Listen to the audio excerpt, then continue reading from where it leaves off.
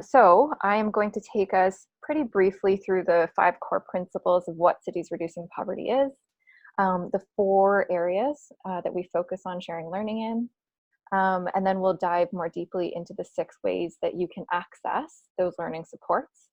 We'll have a bit of a question and discussion because we'd like to hear from everybody what your questions are, what you're curious about, what you're hoping to access, and if there are any challenges that you have that you think maybe there's a benefit out there or a type of learning out there that we could use, but we're not quite sure. We'd love to have a discussion. And then we'll just close with some upcoming opportunities and closing announcements.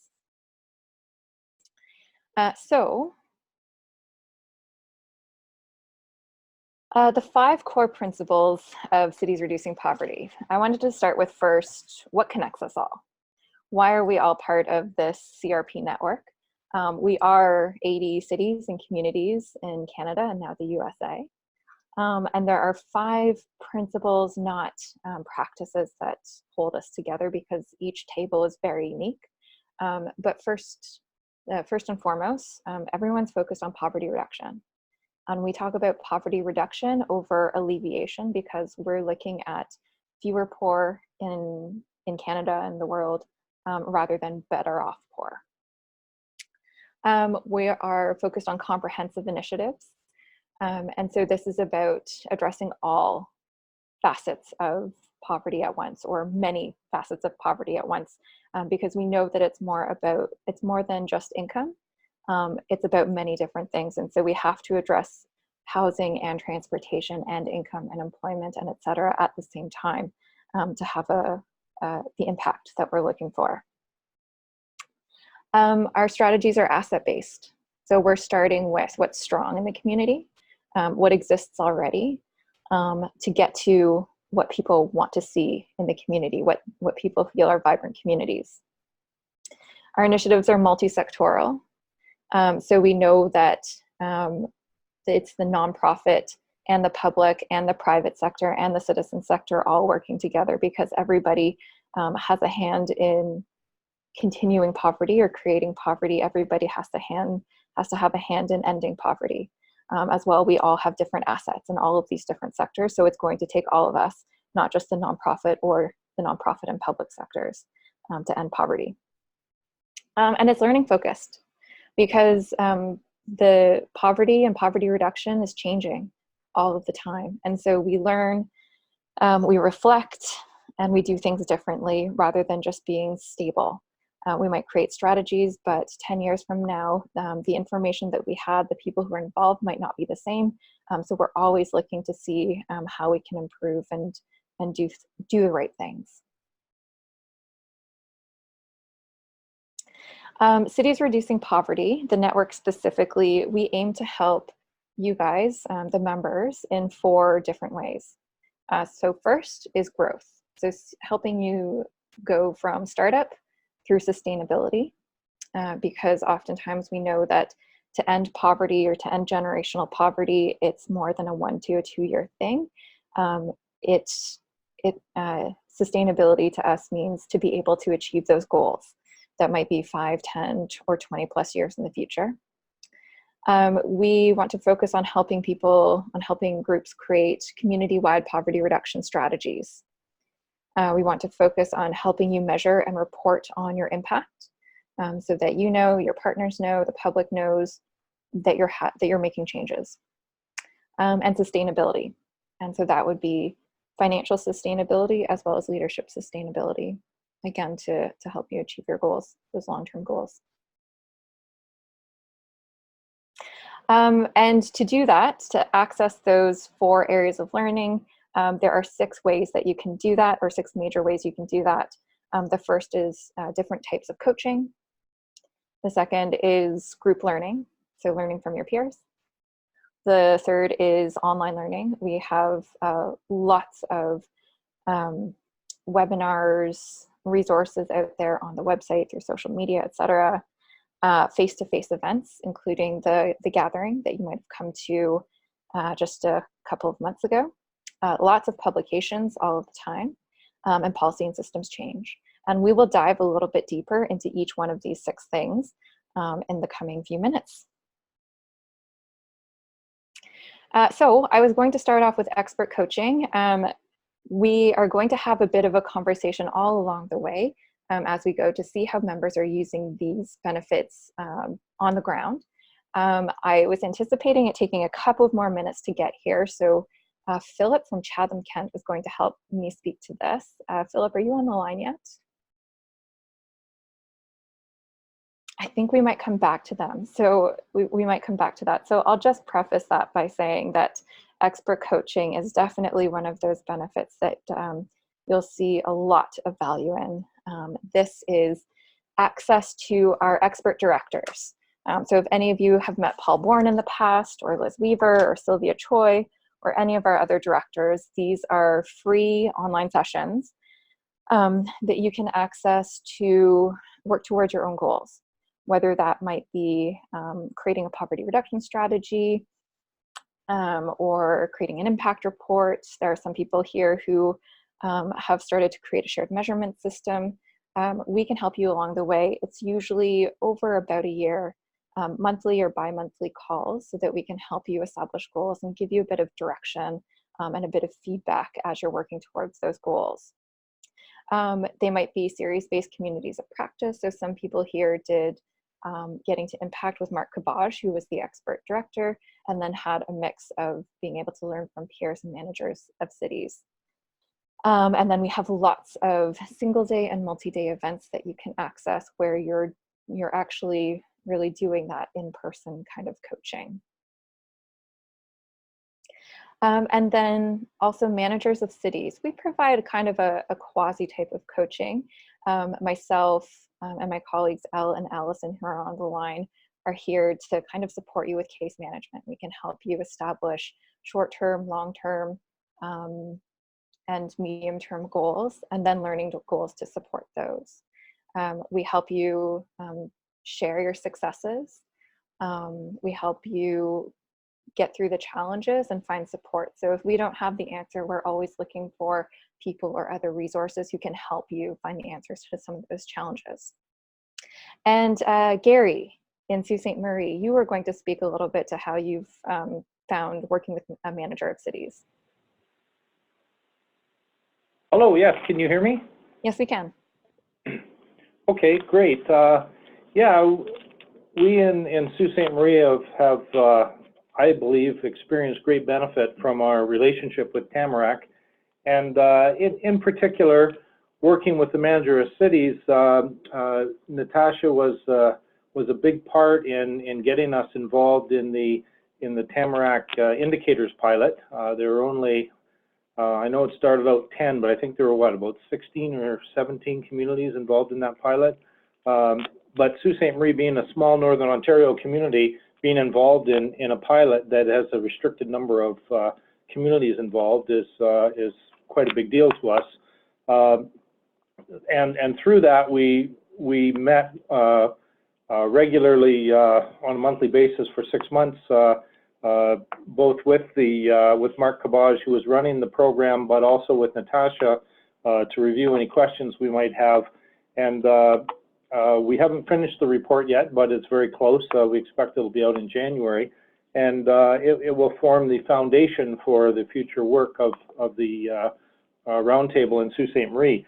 So we certainly have had great success in that area. Another area where Natasha has been helpful is in connecting us with the right people. For example, yeah, I guess it was a year ago now, we wanted to do a collective impact workshop for our Poverty Roundtable and other members of our community. And Natasha was able to connect us with Sylvia Choi, who came up and did that workshop for us. And again, it was very well received and very much appreciated. So there's another connect. When we first started our poverty reduction work at United Way in Sault Ste. Marie, we wanted to have somebody introduce the subject that had worked in it for quite a while. And so I contacted our manager of cities at the time. It was before Natasha's time. And she connected me with a speaker from Hamilton who Skyped into our breakfast meeting where we were launching the poverty strategy and talked a bit about Hamilton's work and why the work is important. So that connect to other communities as well through the manager of cities where resources may be that you can utilize is very important. You sometimes spend a lot of time searching for things or spinning your wheels, and if you can be directed through a conversation with a person in the know to someone who has done that work, it really shortens the amount of time that it takes to actually get some progress. So you could call us maybe the navigators or the connectors of the Tamarack system. Yes, I would say. And we know how exactly. important those are. Thanks, Gary. Philip, are you on the line now? If you are calling in by phone, it is *6 to mute and unmute yourself. Can you hear me? Yes, we can. Perfect. Thank you very much for saying *6. No worries. I highlighted expert coaching a little bit to give people an idea of what that is, but you're able to tell us a little bit about what that looks like in Chatham-Kent, and I think people are a little bit curious about how they could use expert coaching. Absolutely. Yeah. Thank you, Natasha, for letting me speak on this. Actually, I'm very excited to share with the colleagues around the table what expert coaching has to offer. So Chatham-Kent Prosperity Roundtable has been around since 2008. And a long time we've been focused on education and awareness. And over the past year and a half since I started, we really started looking into the idea of collective impact and the collective impact model for Chatham-Kent and really enhancing the work of poverty reduction to be more sustainable and more collective in our community. And so when reaching out to Natasha, she suggested expert coaching, and we were lucky enough to be paired with Paul, the CEO, co-CEO of Tamarack, to get that expert coaching. So for us, over the past year, we've worked with Paul very closely usually on a monthly basis to really help understand the collective impact model, to help us understand how to best work with our community in a collective way, and to have some really practical knowledge on how to pull communities together, how to find local champions, how to engage people effectively, how to learn from our community effectively, and how to compile that and analyze that data to actually make a plan, an action plan that can be really supportive of sustainable poverty reduction in Chatham-Kent. So Paul would meet with us for an hour and a half. I would say every about a month and a half. And at the beginning, it was really focused on making sure we understood what the collective impact model was, making sure we understood where we were supposed to be going with this work. And I think at first, and correct me if I'm wrong, Natasha, but we had first connected with Paul specifically around how to engage businesses in the work we're doing.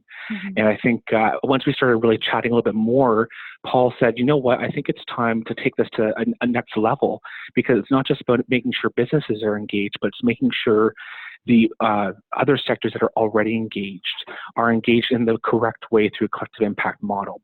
So he helped us formulate the logistics to host a big gathering, which we hosted in May, and it was a 2-day event. It was very successful. We had over 130 plus community partners from various sectors involved. He then helped us transition from the starting phase of logistics of a big gathering and transitioning into what's called the emergent phase, which is what we're in right now, which is about authentically engaging our community. And for us in Chatham-Kent, and based on the work with Paul, that is really not just about going to our community and listening and learning. It's about making sure that we can mobilize our community to be part of this work. So it's not just a core group of a couple agencies working on poverty reduction, but an entire community coming together in a movement style to actually start sustainably reducing poverty, working with each other. And right now we're just kind of finalizing the plan to be launched in February. So I have to say the expert coaching was extremely helpful to understand the model, to understand how we do this work effectively. Because without it, I think we probably would have tripled the time and probably made a lot more mistakes. It's amazing to see in just 1 year that you've come from the question of how do we engage businesses, around living wage or better at the table, to a collective impact strategy. Yes, it was a very quick turnaround, but we're very happy that we had the expert help because, again, as I said, if we didn't, we really would have probably been lost in the weeds of how to do this work effectively. Mm-hmm. Great, thanks. And we'll have some time too for questions and discussion afterwards, but are there any burning questions or comments regarding coaching, whether expert coaching, accessing your manager of cities, anyone else? Well, it's clear, this is Matt. It's Hi, Matt. clear that we can use expert coaching, and we're struggling through a number of points that, we're probably reinventing the wheel to some degree. So it'd be nice to, of course, make a better degree or higher degree of progress with that kind of help. So what do we do to realize that? Absolutely. And I think you're probably already talking with Elle too about maybe getting into coaching as well. Yeah, I think that's a subject that's been raised. Elle deals often with one of our leaders, John Howland, and I don't always get that information. It might come my way, but I'm not processing it or not able to get to it. But it's a good point. She may already be in touch with John.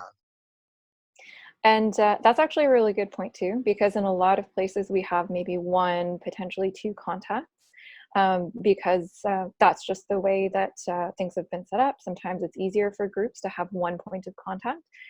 But sometimes if you're finding that all of the work is being shouldered by one person, or all of the learning opportunities are being shouldered by one person, there are absolutely opportunities to expand that list so that people are being communicated with directly. In your case, Matt. I'm happy to say that that's not the case. There are burdens being shouldered by a number of us. But I've just not heard before of manager of cities. That's new to me.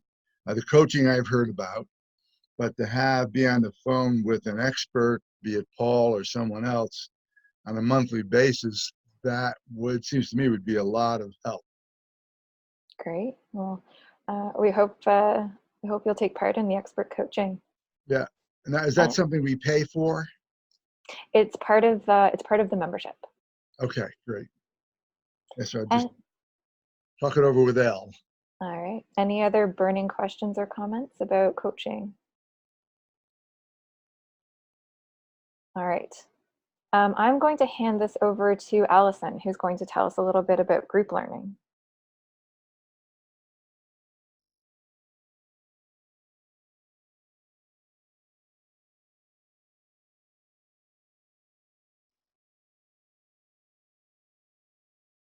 Allison, are you there? It looks like you're on mute.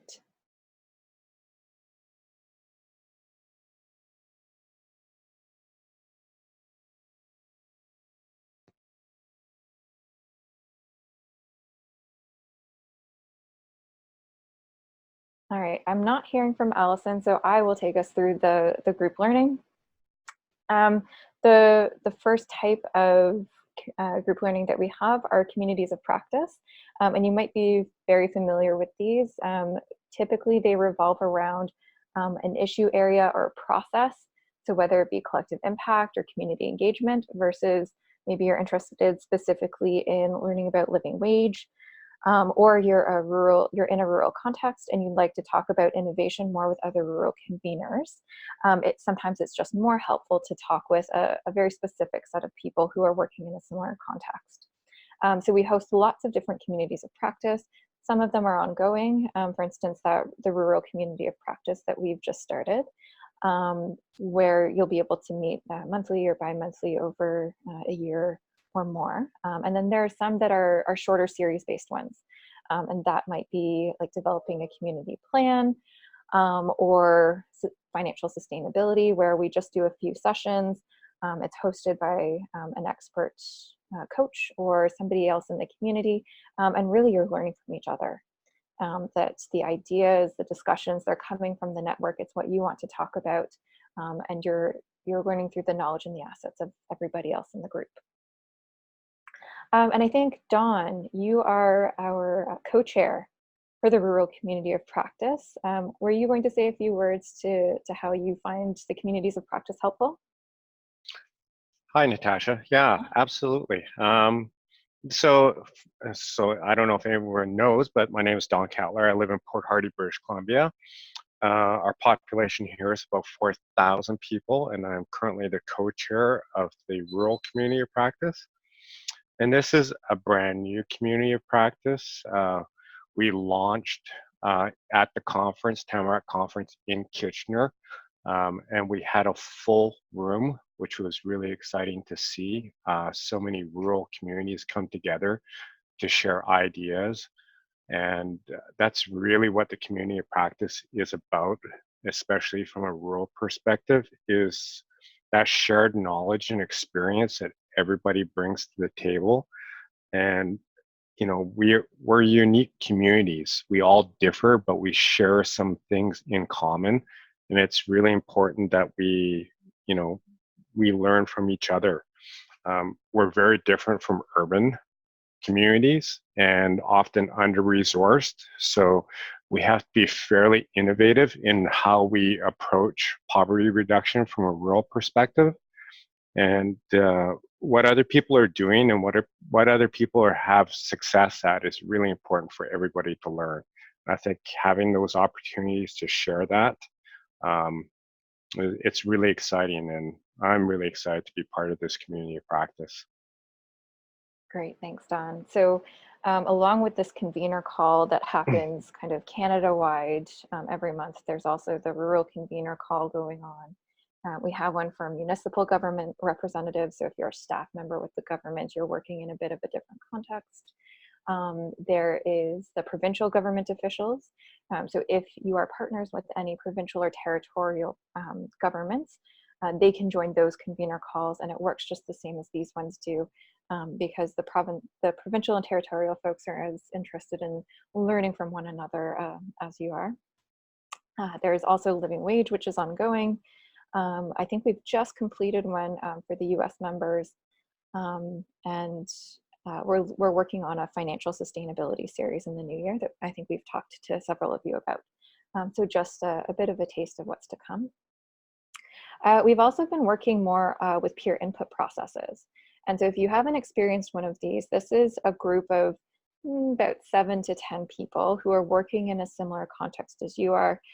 If you have at your table a challenge, you know, whether it be, we're not sure how to engage people with lived experience in a rural context, to businesses have been at our table for quite a while, but they're not really engaging beyond a living wage. How can we go about engaging them more? Like a really specific challenge that you would like to bounce off of other people who are going through the same challenge at about the same rate or have made significant progress on it. We can put you in a room together. It takes about an hour, and it's just kind of a way of getting rapid fire feedback for your challenge specifically. Very helpful for the person in kind of the hot seat, but also we find that because the field is always changing, there's lots of learning too that can be gained by the people who are giving the feedback. We did a few of these in person. We've done a few of them online now, and there are lots of opportunities in the coming year to do more peer input processes. So if you do have a question, a burning challenge that you'd like to chat out with some of your peers, contact myself or Elle or Allison, and we can set that up for you.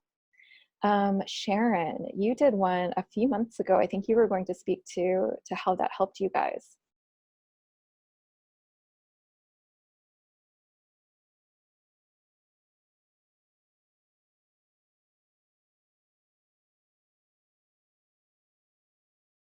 Sharon, it looks like you're on mute if you're speaking.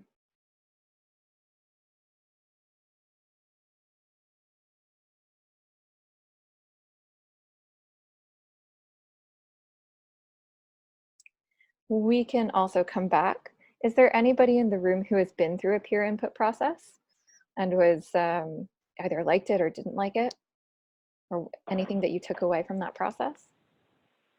Hi, it's Gary. I've been through it a couple of times, actually. Okay. At the Cities Reducing Poverty meeting, not this past year, but the year before, and also at the Tamarack Conference in Vancouver in October of this year. And did you have any takeaways?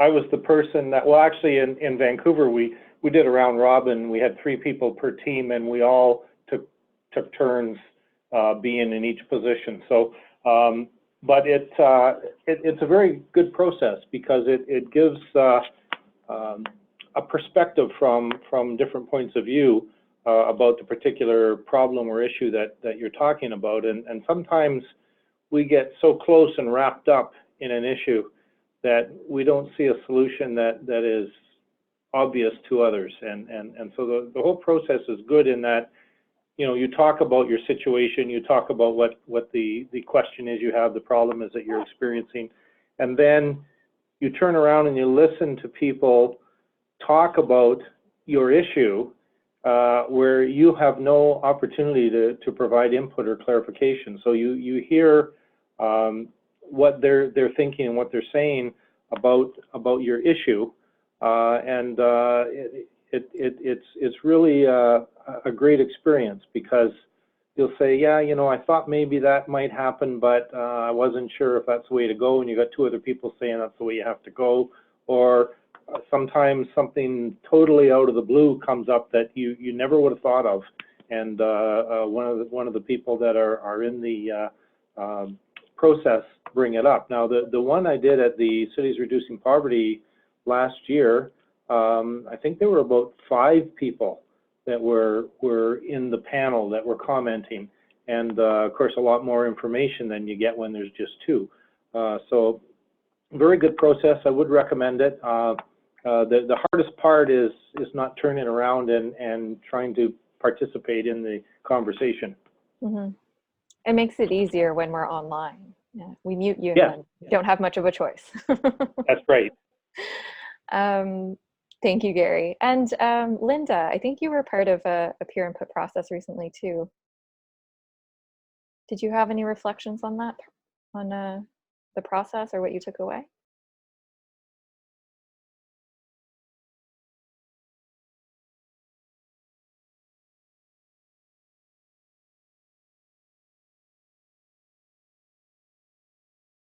Oh, Linda's having some IT issues. But she was saying she participated in the PIP and she loved it. It was a great opportunity to receive feedback from peers who are subject matter experts, such a diversity of people on the line that were not from Alberta. Thanks for sharing that, Linda. And then there's also one-to-one peer support. And this is an area that we're trying to encourage people to take advantage of more. We are providing up to $1,000 in matching funds for for you to be able to go to someone else's community or for them to come to your community and do that back and forth learning.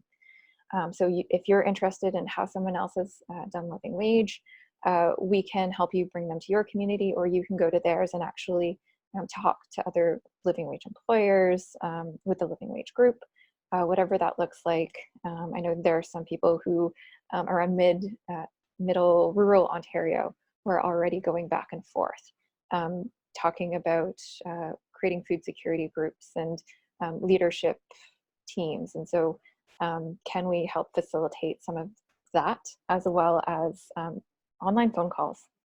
If you're interested, if you don't have the capacity to go back and forth, simply just having a phone call or a few quick emails can be a really helpful process. Raymond in Charlotte County, we just started on this with Chatham Kent. Did you want to speak a little bit to some of what your questions are and what you're looking for from peer support?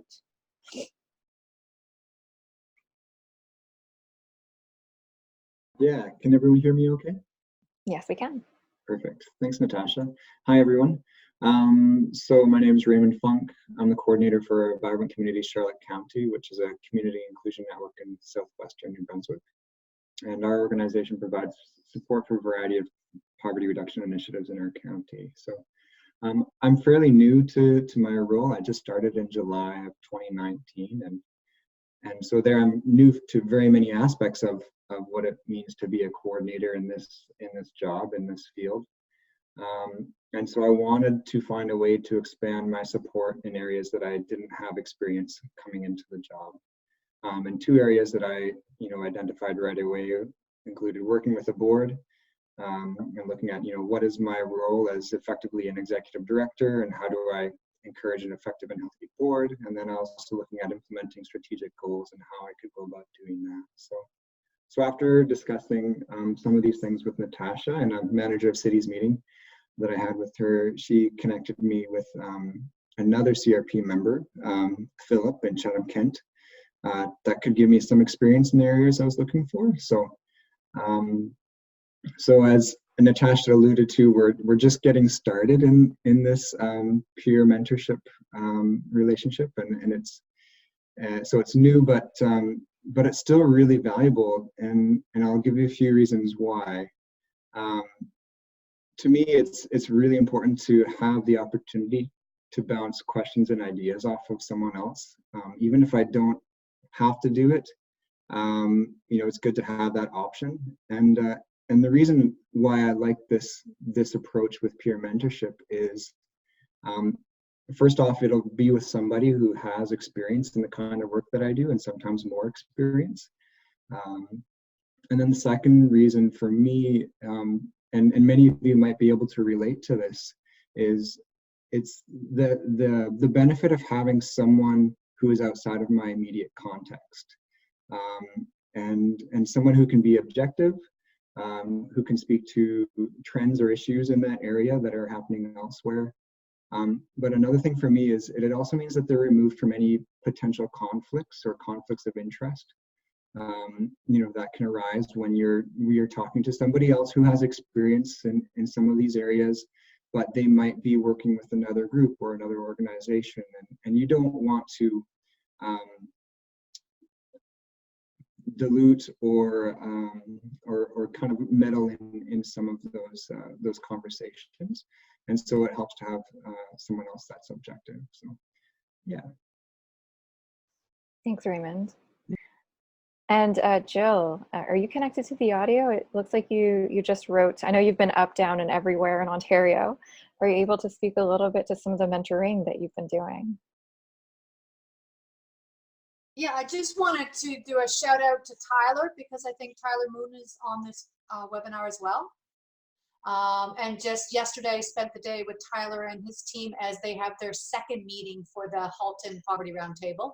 So it's a really great way as well, with the mentoring, is also to exchange and understand how other people are functioning and how they're approaching the way they do their poverty reduction in their communities.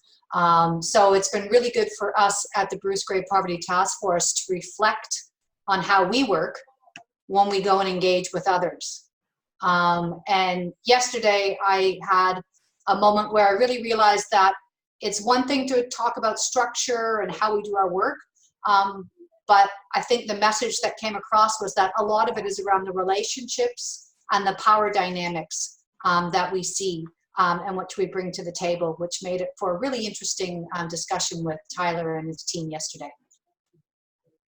The other thing that we've been doing as well is with North Perth and continuing on and setting up a series of mentoring via webinar. Sometimes we can't always physically be there, and I think that's part of the mid-Ontario rural aspect, is that we can't always travel to each other. So having the webinars or having the ability to pull everybody together using Zoom has been fantastic for exchanging information. That's great. Thanks, Jill. Any other comments about how communities of practice or peer input processes or mentorship has been helpful to you, or questions about it?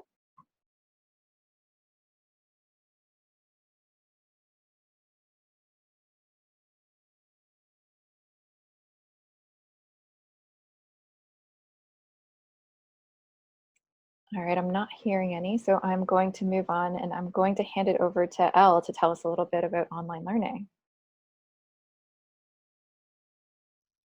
Hello, can you hear me? Yes, we can. Hopefully. Okay, hi everyone. Okay, so I'm happy to speak to you about our online learning. The Cities Reducing Poverty online learning community consists of more than 3,500 active poverty reduction practitioners and interested individuals who connect with the network to learn from members and contribute expertise from the broader community change field. There are a number of ways to tap into our online presence through blogs, webinars, the website, e-magazines, and social media. These all provide opportunities for members to highlight their profiles, share successes or challenges, or draw attention to particular issues through, for example, writing a blog or contributing to a webinar. We have some examples of upcoming webinars on the next slide, I think. And on the next slide, I think we have an example of how you can submit your e-news, normally by the first Thursday of every other month. You're able to submit your news to the manager of cities you're connected with, and then we can get that in the e-newsletter. We provide updates, kind of like a family newsletter. We also have publications. So there are multiple different ways to access support on any one topic here. From process-based, for example, engagement, to issue-based, such as housing. And we're always interested in members who want to contribute, to co-write or co-develop these publications. So we have publications like case studies, tools, guides, and articles, as you can see some examples on the screen. We also have two of our members here to share how they've used some of our publications. So I think Diane is there. I'll call on you first. Diane, are you on the line? Can you hear me? I know. Yes, we can. Oh, Hello. okay, perfect. Hi. My name is Diane, and I'm from the region of Durham. We are currently working towards a collective impact to do with poverty reduction, and everything that I think I heard Philip from Chatham-Kent mention. It seems like we are about a year or half a year right behind you guys there. So everything he said basically is where we're at. We're trying to build on some of our existing poverty reduction efforts, and really we're trying to make it collective, which has been challenging because a lot of people are always stretched for time as usual. And we're really trying to engage everyone effectively because we want to make the best use of everyone's time. So we started out in the summer in the very early stages of just trying to kind of gather together the community champions that we identified in our community, and we did the Gives, Gets, and Constraints tool that was available through Tamarack. And I think this helped to frame a lot of everyone's capacities in the room and what was kind of expected through this process, and what it gave an idea what of how people would be able to contribute and what they wouldn't be able to contribute to this effort. So I think it helped kind of filter out people that kind of were able to take something like this on and be part of the core working group. So we've kind of whittled that down now, and we're starting to work towards our building our top 100 exercise. That's another tool that we brought out of the Tamarack. And we're currently in the stages of building that out. We're also kind of utilizing the coaching calls piece with Paul Bourne to kind of help us through and give us some guidance, because again, everyone seems to be quite overstretched in terms of time. So having these tools available really helps allow this kind of strategy to live collectively and not necessarily having one body guide it, which has been challenging in the past. So that has been our experience so far. Thanks for sharing, Diane. I know that there's some other members on the line who have utilized some of those tools as well. So it's good to hear how they've been helpful for you through this process, or the process that you're going through, and with your collective impact work. Yeah, and now we have, I think, Tanis, who from Leeds Grenville, who's here to share as well.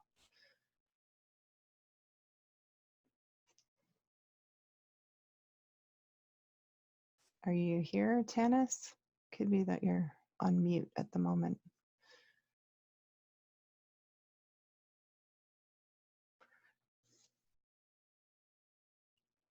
We were having some issues with. Can you hear me?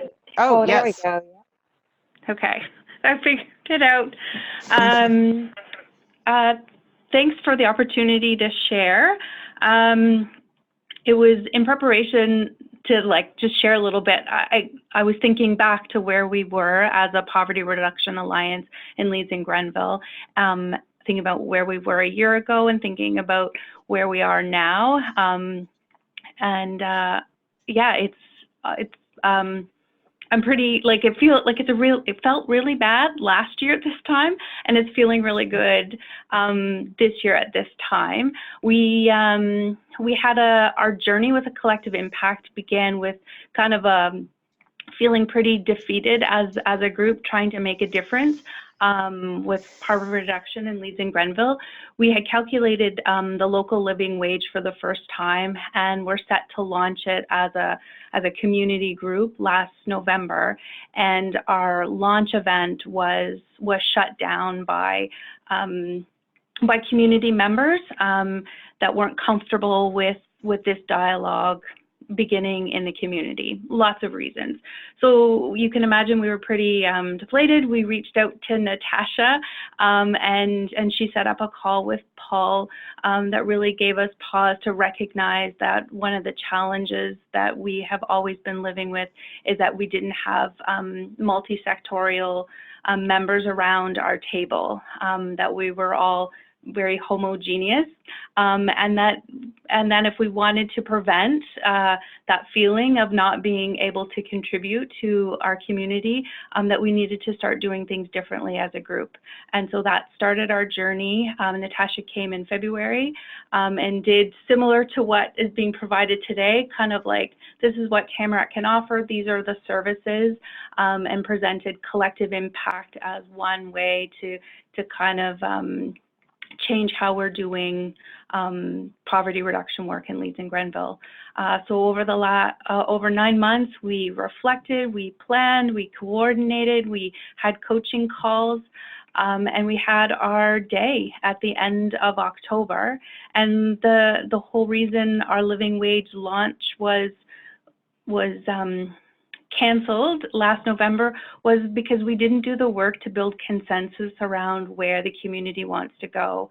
I'm in the process of drafting the report of what we heard from that day in October, and I am I can't wait to share this report with the community because wages was the #1 area of focus that everyone can recognize would be most impactful to reduce poverty in Leeds and Grenville, which a year ago I didn't know that would be the case. And the other piece is there is consensus around the shared measurement, which ties in so nicely where the next steps in collective impact will take us. So that's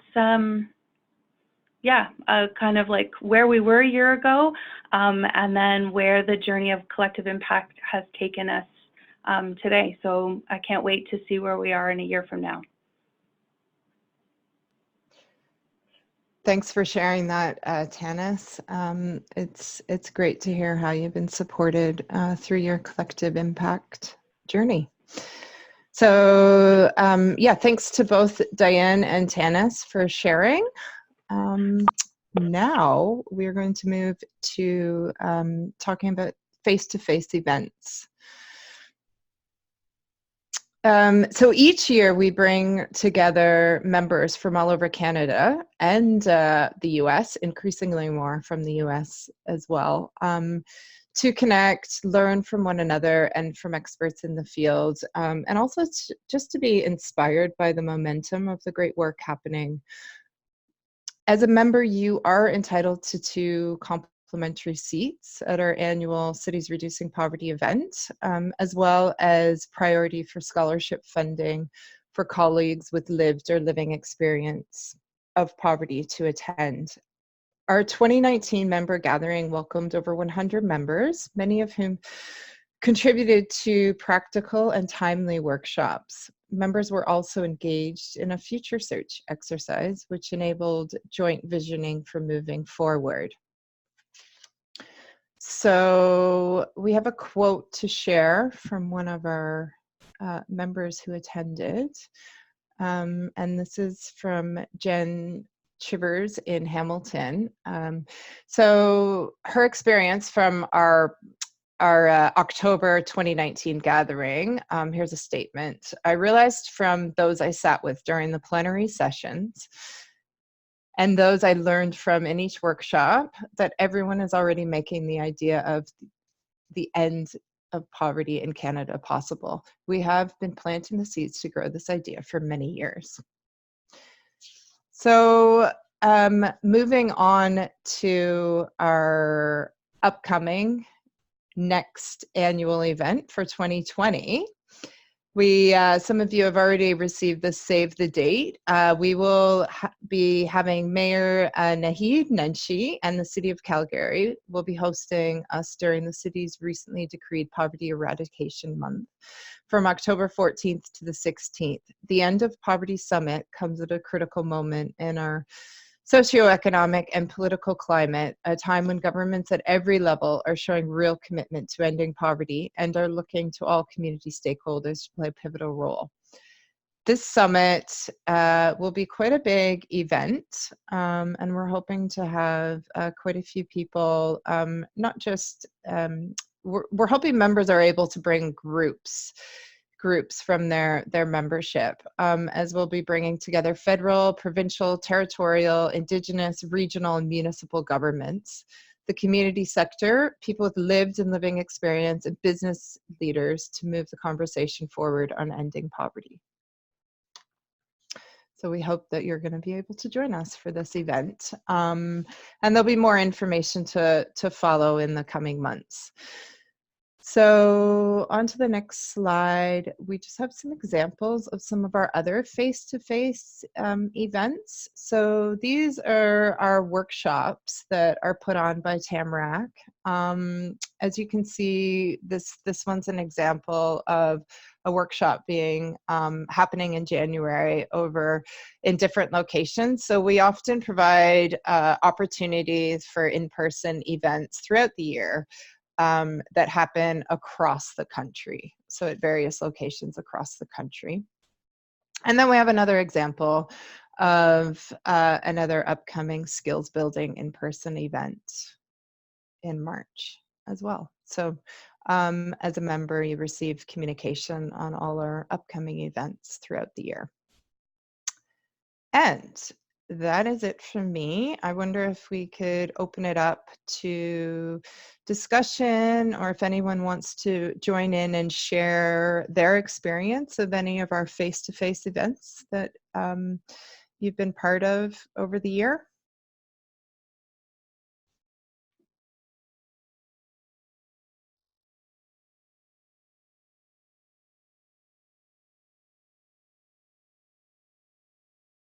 Hi, this is Erica in Winnipeg. I've been able to attend some of your events. I really liked the gathering.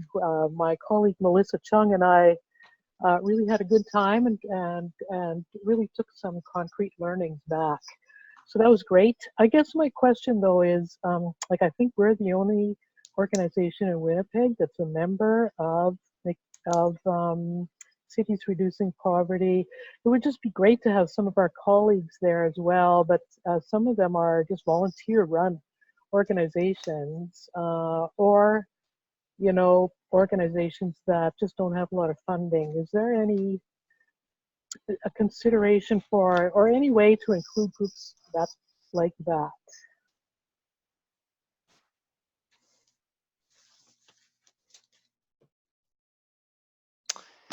Oh, thanks for sharing that, Erica. I think there may be some opportunity. We definitely have a little bit of opportunity for scholarships and special scholarship funding for those who, the their budget is more constrained. So I will take that on board absolutely for consideration. We can consider that for the upcoming summit going forward. And Thanks, Al. if I can just add, so the scholarship funding that we set aside, it's both for people who have lived and living experience of poverty, as well as for small nonprofits who have those budget constraints. So absolutely ask them to apply. One thing that is priority for us is that they're connected with your poverty reduction roundtable. So it doesn't mean that they're the convener or a key partner, but as long as they're, kind of helping to bring that learning back into what you guys are doing, because our goal is that you're all pushing in the same direction. Really, that's how the collective impact works. So as long as they're connected and bringing something of that back, they qualify as priority for those scholarships. Mm-hmm. It's Gary and Sault Ste. Marie. I wonder if some of the communities that are having difficulty in coming up with the funds to get somebody at one of these conferences might consider, if you have a group that sit around the round table, poverty round table, or some kind of a poverty reduction committee, if the members of the organization could each put a little bit of money on the table in order to sponsor one person from your group to attend. We use this strategy not to attend a conference, but we found that moving forward with our poverty reduction work, it was very difficult when everyone was working off the corner of their desk, and we knew that we needed to assign a staff person. So we went to one of our higher level tables, we call it our Algoma Leadership Table, which was represented by CEOs of the major organizations in the community, and everybody at that meeting was asked to put $5,000 on the table so we could hire a staff person, and everybody did. So it's something to consider. If there's a bunch of smaller organizations, they can't afford to send a person, but could they afford to put maybe $100 or $50 on the table to help somebody go? Just a thought. Great, thanks for that, Gary. Great. That was a great idea to share with others. I'm sure there's some other strategies for getting the right people to the events, but like I said, communicate with your managers of cities around some of your challenges, and we try to work with you to support some solutions. We are. All right. So on that note, I will take us into the upcoming learning. We went through some of these already. So just as a reminder, one of those upcoming webinars is Bridging the Difference, Building Authentic Collaborative Partnerships. So when you come back from your holiday break, Tuesday, January 14th, you can be with Mary and Liz Weaver, who are going to be talking about partnership brokering, essential tools, and a collaborative leadership toolbox. There is also going to be an event on building social capital through community development. So that one is going to be on January 29th from 12 to 1 p.m. with Jennifer. And that's really looking at the assets, the talents in your community, and how you are working with neighborhoods on building some of that social capital, doing some of that mapping. The registration link is at the bottom, and of course we will send it to you in the follow-up email. Taking Courage to Lead. Again, we have a webinar on February 18th with Lucy Honey-Ray and Liz Weaver, who is doing all of our webinars now, in conversation about what it takes to step into leadership, particularly when we're faced with difficult life circumstances. If you're interested in that one, the link is at the bottom, and we'll share it with you in the follow-up. And that is all for today. If you have any follow-up questions, comments, or concerns about the webinar, please let me know. If it is something more specifically related to benefits that you want to pursue, you can ask your manager of cities, whether it be me or Elle or Allison. Thank you, everybody, for joining us, for contributing to the discussion. I hope you have a fantastic holiday, and we look forward to connecting again in the new year. Have a great Thank you, afternoon. Natasha. Take care. Take care.